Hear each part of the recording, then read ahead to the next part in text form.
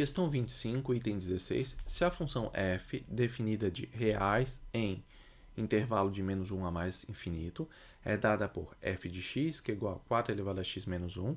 Então, f é bijetora, primeira afirmativa, e f inversa, né, a inversa de f, aplicada em menos 1 meio, é igual a menos 1 meio, segunda afirmativa. Tem que avaliar essas duas informações que ele deu para a gente. Então, vamos lá. Vamos começar com a função y igual a 4x. O que é isso? 4x é uma função exponencial. Por que ela é exponencial? Porque o x está no expoente. O que a gente sabe da função exponencial? Ela é crescente, porque o meu expoente, a minha base aqui, é um número maior que 1. O domínio reais, ok? Todos os valores de x eu posso aplicar nessa função. E a imagem y pertence aos reais, tal que y maior que 0. Ou seja, a imagem, a projeção do gráfico sobre o eixo y vai dar só em valores positivos. Por quê? Porque ela tem uma assíntota horizontal. Essa função exponencial, ela não tem raiz. O limite da função 4x, quando x está indo lá para o menos infinito, aqui ó, indo para o menos infinito, é zero. O que significa?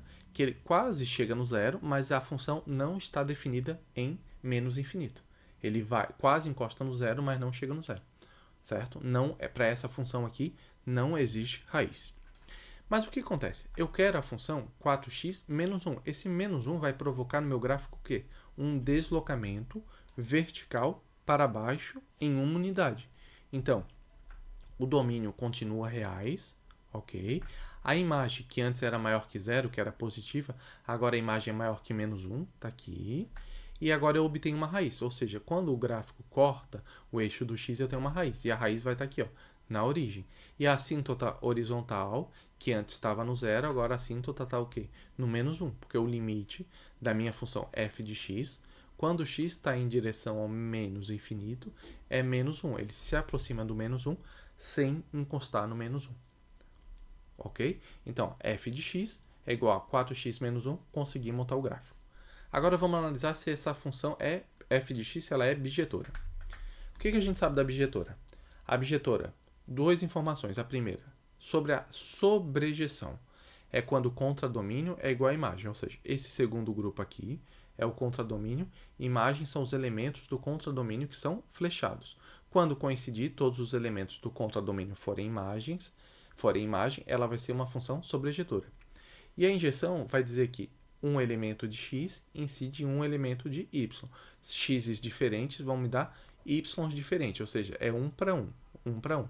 Não vai ter 2x flechando o mesmo elemento de y. E no gráfico, como é que a gente vê? A injeção, a gente vai passar uma reta paralela ao eixo do x. Se cortar em mais de um ponto, ela não vai ser injetora. E a sobrejeção, a gente vai olhar a projeção do gráfico sobre o eixo do y. Se a imagem coincidir com o contradomínio, ela é sobrejetora. Se não coincidir, ela não é sobrejetora. E o gráfico da função 4x menos 1 a gente já tinha calculado, a gente já tinha esboçado. Ele fica aqui, ó. Vamos analisar a sobrejeção? Projeto o gráfico sobre o eixo do y e vejo o quê? Bolinha aberta no menos 1, que é a nossa assíntota horizontal, até o mais infinito. Ok? Então, por acaso, como ele definiu a função f de reais em menos 1 até mais infinito, a imagem coincide com o contradomínio. Mas por quê? Porque ele definiu assim. Se a imagem coincide com o contradomínio, ela é uma função sobrejetora. Agora vamos analisar a injeção. Vou passar retas paralelas ao eixo do x. Cortou em apenas um ponto, ela é injetora. O que significa isso? X de diferente vai me dar y diferente, então ela é injetora. E se ela é sobrejetora e injetora ao mesmo tempo, ela é bijetora. Matamos. Então aqui, ó, certíssimo. F é bijetora. A primeira informação a gente conseguiu verificar. Esboçamos o gráfico e vimos que ela é bijetora.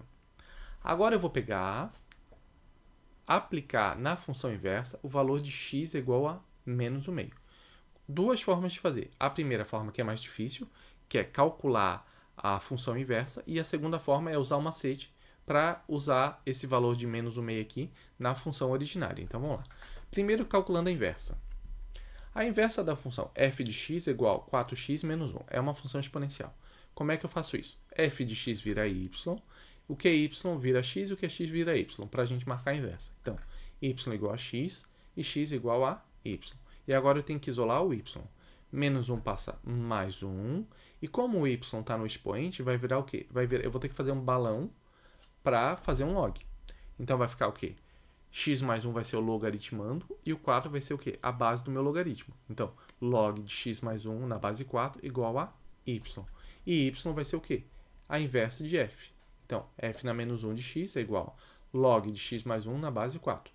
O que a gente sabe? Uma função exponencial, quando eu calculo a inversa vai dar uma função logarítmica, ok? Mas eu quero a função logarítmica inversa? Não, eu quero a inversa aplicada em menos o meio. Então, agora sim, é só aplicar. A inversa aplicada em menos o meio, tá aqui, ó, x mais 1 no logaritmando, vai ficar menos o meio mais 1, menos meio mais 1 vai dar mais meio na base 4. Agora eu desfaço o balão, vai ficar o quê? 4 elevado a y igual a 1 meio. Tem que botar na mesma base para isolar o y. Vai ficar como?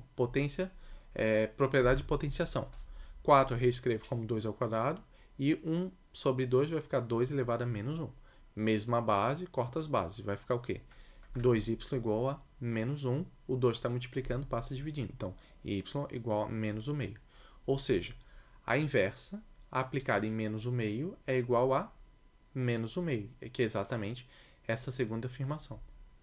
Quando eu monto o gráfico, eu tenho aqui o gráfico da função f originária, o gráfico da minha função inversa e como é que eu vejo que elas são inversas?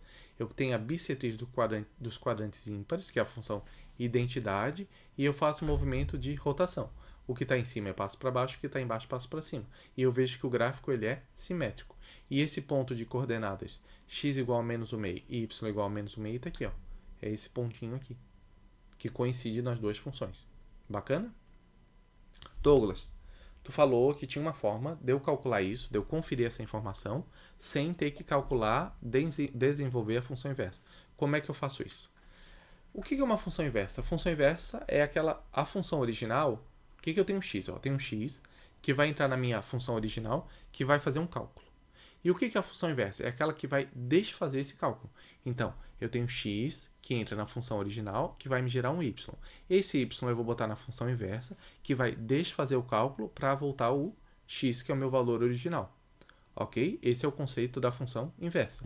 Ou seja, o meu x ele é domínio da minha função principal, da originária, e ele é imagem da minha função inversa. E o y é a mesma coisa. O y ele é imagem da minha função principal, mas ele vira o quê? Domínio da minha função inversa. Certo? Ou seja, o que é domínio numa função vira imagem na outra. É só trocar. Então, se ele está pedindo aqui a função inversa aplicada em menos 1 meio, ou seja, esse menos 1 meio é domínio da inversa, esse domínio da inversa ele tem que ser o quê? Imagem da original. E esse menos 1 meio aqui, que é imagem da inversa, ele tem que ser o quê? Domínio da original. Mudando as cores, vamos lá. O que está em azul aqui é domínio da minha função inversa, ele vira o quê? Imagem da minha função original.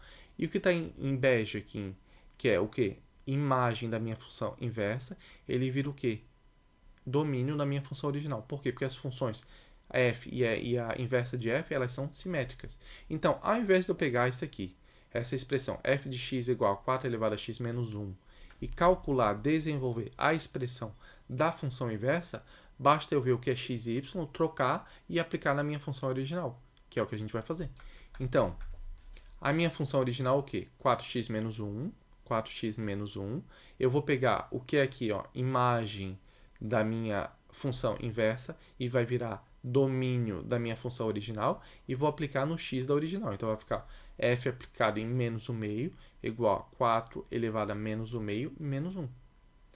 Esse 1 meio vai virar raiz quadrada, o 2 está no denominador, vai virar índice da raiz, e o menos vai marcar o quê? Vai marcar o denominador. O 4 vai para o denominador, então vai ficar raiz quadrada de 1 quarto. Raiz quadrada de 1 quarto é 1 meio. 1 meio menos 1 vai dar menos 1 meio. Tranquilo? Então, ao invés de eu pegar o menos 1 meio aqui e aplicar na função inversa, eu pego esse aqui, que é imagem, aplico na função originária e vejo se o resultado coincide com o domínio que eu estou aqui testando na inversa. Pode ser que não faça muito sentido nessa questão em específico. Por quê? Porque tanto o valor do domínio quanto o valor de imagem, embora eu tenha trocado as cores para mostrar que é coisa diferente, Como os dois valores são menos 1/2, pode ficar um pouco confuso. Mas se tu for na prova anterior, que eu fiz uma questão similar dessa, lá os valores eram diferentes. Aí a gente conseguia olhar diretamente que a função originária e a função inversa são simétricas entre si. Então, no gráfico, o que a gente tem? A função f, a função inversa, e aqui está esse ponto. Ó. Como o ponto coincide, né? Menos 1/2, menos 1/2 igual nos dois, então não vai fazer diferença. Agora, se fosse um ponto assim, sei lá, aqui, ó, 1 para 1, 2, 3. 1 para 3 e 3 para 1. Aí ia fazer diferença, a gente ia conseguir enxergar mais claramente essa informação, ok? Mas não tem problema. Duas formas de fazer isso. Primeiro, calculando a expressão da função inversa ou trocando x por y e aplicando aqui na função original, ok? Então, item 16 está... Item 16, corretíssimo.